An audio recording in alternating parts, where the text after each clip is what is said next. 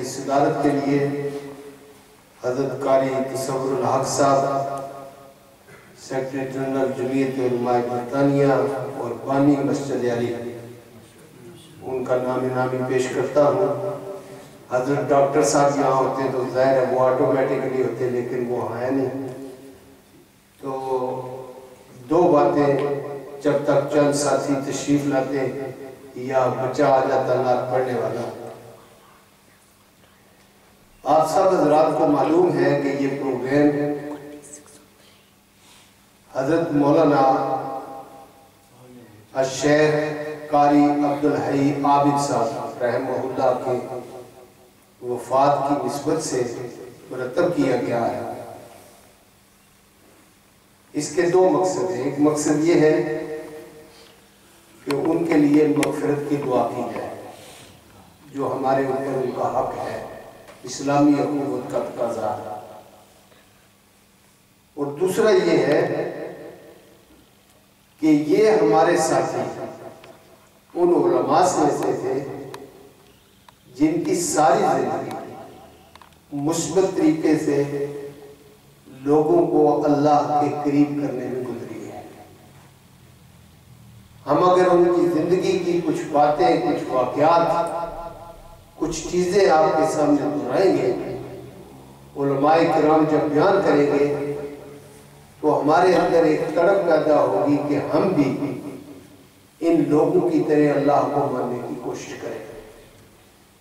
میں صرف دو باتیں آپ حضرات کے سامنے، حضرت جب لاسٹ ایئر تشریف لائے ہیں آخری ملاقات میں، تو رات کو میرے پاس ٹھہرے ہوئے تھے، تو فرمانے لگے یار قریشی تم نے میری اور میرے بھائی کی بڑی خدمت کی ہے، یہ ان کی ذرا نوازی تھی، تو آؤ میں تمہیں اللہ کا ذکر تعلیم کرتا ہوں۔ میں قریب ہو کر بیٹھا میری فرنٹ روم میں لائبریری میں تشریف فرما تھے، اور جب انہوں نے مجھے طریقہ بتا کر ذکر شروع کیا تو یہ میرے لیے زندگی کا پہلا اور آخری تجربہ تھا کہ میں نے دیکھا کہ ان کے دل سے قمیص سے اوپر نیچے اتنی زور کے ساتھ ان کا دل جو ہے وہ ذکر کرنا شروع کر دیا۔ تو اس نے کہا کہ ذکر کرو اور مسلسل پریکٹس کرو، اس وقت تک ذکر کرو کہ آپ جب بھی اپنے دل کو حکم دو وہ ذکر کرنا شروع کر دیں۔ تو وہ صرف ان کا نام ہی عابد نہیں تھا، بلکہ اور باقی طالب علمی کے زمانے سے ان کے ساتھ تعلق تھا۔ اللہ گواہ ہے ہم نے کبھی ان کے اندر کوئی ایسی بات کو نفنے والی نہیں دیکھی، کوئی تکبر والی نہیں دیکھی۔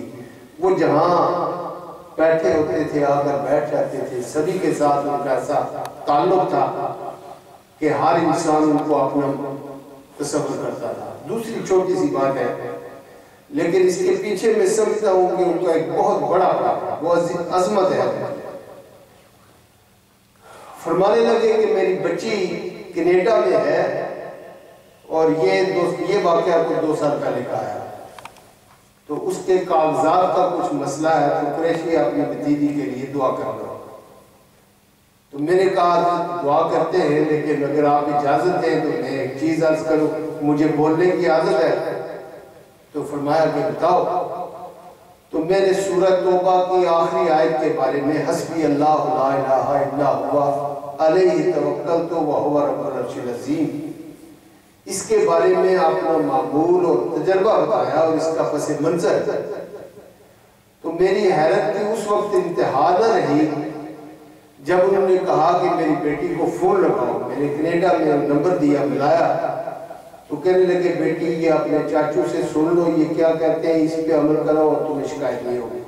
حالانکہ قاری صاحب خود بہت بڑے حضرت لاہوری کے خلیفہ تھے، لیکن انہوں نے میری حوصلہ افزائی کے لیے، اس کو تحسین کے لیے انہوں نے اپنی بیٹی سے بات کرا کے اس بات کا ایک ثبوت دیا کہ وہ انسان اچھائی کی قدر کرنے والوں میں سے تھا۔ 12 بہت ساری یادیں ہیں جو انشاءاللہ تعالیٰ میں بھی ساتھ ساتھ آپ کے ساتھ کو شیئر کرتا جاؤں گا، اور علماء کرام سے بھی گزارش کرتے ہیں۔ سب سے پہلے میں درخواست کرتا ہوں، آگے ملک صاحب